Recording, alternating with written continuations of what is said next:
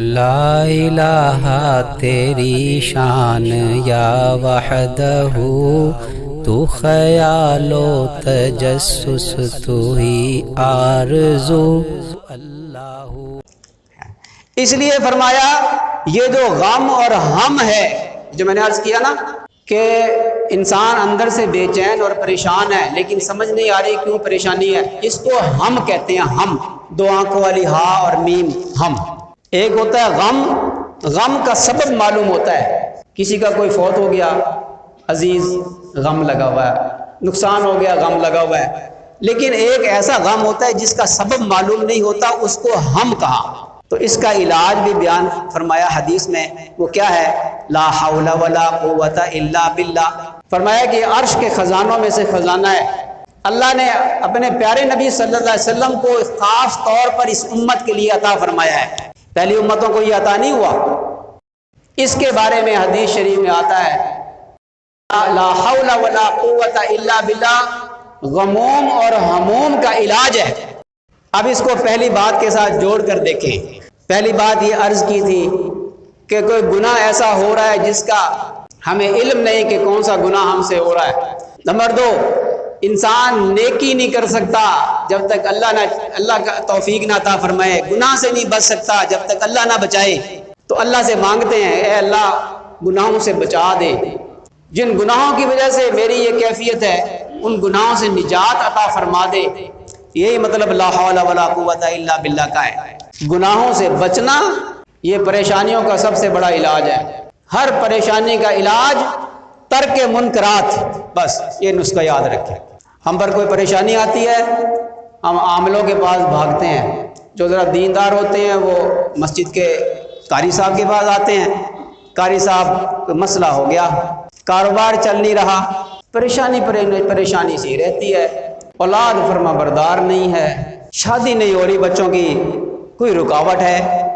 یہ رکاوٹیں ہوتی ہیں، یہ حقیقت ہے، جادو برحق ہے، جنات کا اثر ہوتا ہے، نظر بد لگتی ہے۔ اور حدیث شریف میں جس کا مفہوم ہے کہ نظر وہ انسان کو قبر میں اور اونٹ کو ہنڈیاں میں پہنچا دیتی ہے، اور فرمایا کہ نظر انسان کو پہاڑ سے دھکا دے دیتی ہے۔ بہت سے حادثے نظر لگنے کی وجہ سے ہوتے ہیں، گاڑیوں پہ نظر لگ جایا کرتی ہے، انسان کو نظر لگی اور بیمار ہو گیا، اب سبب سمجھ میں نہیں آ رہا۔ یہ حقیقت ہے، جادو عام ہے، لوگ عاملوں کے پاس جاتے ہیں اور جا کر بھئی حسد ہو گیا، رشتے سے انکار کر دیا، کسی جادوگر کے پاس جا کے جادو کروا دیا، اب وہ بیچارے پریشان۔ یہ باتیں برحق ہیں، لیکن جو بھی مسئلہ ہو، جو بھی پریشانی ہو، سب سے پہلا علاج وہ استغفار کی کثرت ہے۔ جب استغفار کی کثرت کریں گے، گناہوں سے توبہ کریں گے، اللہ تبارک و تعالی شانہ جادو کے علاج کا سبب بھی مہیا فرما دیں گے۔ یہ بات یاد رکھیں، یہ بھی ایک امتحان ہوتا ہے کہ جادو ہو گیا تو آپ اب علاج کیسے کرواتے ہیں؟ یہ ایک امتحان ہے، یہ پوری زندگی امتحان گاہ ہے۔ انسان بیمار ہوتا ہے، جسمانی طور پہ بیمار ہوتا ہے تو علاج کرواتا ہے، کس سے؟ ماہر طب سے، ڈاکٹر سے۔ یہ بھی ایک مرض ہے، جادو ہو، جنات ہو، نظر بد ہو تو اس کے ماہرین سے اس کا علاج کروانا چاہیے، اور کسی ایسے شخص سے علاج نہ کروائیں کہ جس کے علاج کا کچھ پتہ ہی نہ چلے۔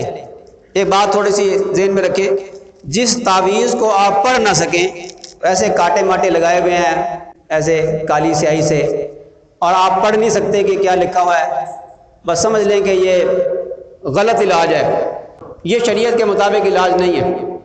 ایسے شخص سے ہرگز علاج نہ کروائیں کہ جس کا لکھا ہوا سمجھ میں نہ آئے، اور لکھا ہوا سمجھ میں آ رہا ہے تو اس میں بعض اوقات شیاطین سے مدد حاصل کی ہوتی ہے تعویذ کے اندر، یہ شرک ہے۔ اس لیے احتیاط کریں، ہمیشہ اللہ سے مانگیں اور علماء کی رہنمائی میں ایسے لوگوں کے پاس سے علاج کروائیں جو واقعی جن کو علماء کا اعتماد حاصل ہے، ان سے علاج کریں۔ یہ عنوان تفصیل طلب اور عنوان ہے، میں نے پہلے بھی اس کے حوالے سے کئی باتیں عرض کی تھی۔ نظر بد کا لگ جانا، بچوں کو نظر لگ جاتی ہے تو گھروں میں عورتوں کو چاہیے کہ روزانہ منزل پڑھ کر بچوں پہ دم کیا کریں۔ بہتر یہ ہے کہ پانی پہ دم کر لیا کریں اور اس پانی کو ختم نہ ہونے دیں، اور گھر کے سب افراد اس پانی کو پیا کریں، بچوں کو بھی وہی پانی پلایا کریں، چائے میں بھی وہ پانی ڈال لیں منزل پڑھ کر۔ کسی پہ شدت ہو تو منزل کو 3 دفعہ پڑھ لیں۔ یہ 33 آیات ہیں، ان کو پڑھیں یقین کے ساتھ۔ بعض اوقات بچے ڈر جاتے ہیں، چھوٹے بچے، معصوم بچے، وہ ڈر جاتے ہیں، وہ ایک طرف دیکھتے ہیں اور چیخ مارتے ہیں، ڈرتے ہیں، ان کو شیاطین ڈراتے ہیں، جنات ڈراتے ہیں۔ جب ایسی کیفیت ہو تو بڑا آسان علاج ہے، وہ یہ ہے کہ جب بچہ ایسے چیخ مار کر ڈرے تو آیت الکرسی پڑھنا شروع کریں آواز کے ساتھ، اور جب ولا یعود حفظہما یہاں پہنچیں تو اس کو بار بار پڑھیں، ولا یعود حفظہما ولا یعود حفظہما، چند ایک مرتبہ پڑھیں گے، جو چیز بھی ڈرا رہی ہوگی وہ یا تو جل جائے گی یا بھاگ جائے گی۔ یہ کیا کریں۔ بچوں کو نظر لگ جائے تو سورہ قلم کی آخری 2 آیات 7 مرتبہ یا 11 مرتبہ پڑھیں، پانی پہ دم کریں، بچے کے اوپر چھینٹے بھی ماریں، بچے کو پلائیں بھی تو نظر اتر جائے گی۔ اور نظر اتارنے کے بڑے آسان نسخے ہیں۔ ایک تنکا لیں، میں آپ کو بڑا آسان نسخہ ایک بتاتا ہوں، جتنے یہاں بیٹھے ہوئے ہیں سب کو فائدہ ہوگا، بڑا ہی آسان نسخہ اور بڑی شدید نظر بھی اتر جاتی ہے۔ وہ یہ ہے کہ آپ گھر کی استعمال شدہ جھاڑو کا تنکا لیں اور اس کو لٹا دیں جس پہ نظر ہے، اور اس کے اوپر چادر ڈال دیں، اس کو نا میت بنا دیں، اس کے اوپر جھاڑو کا تنکا پھیریں اور دعائے جنازہ پڑھتے جائیں، اللہم اغفر لحینا و میتنا و شاہدنا و غائبنا و صغیرنا و کبیرنا، یہ پوری دعا پڑھتے جائیں اور اس میں پھیرتے جائیں، 3 4 5 دفعہ پڑھیں، اور اس کے بعد اس تنکے کو جلا دیں، پورا جلا دیں، اسی وقت نظر اتر جائے گی۔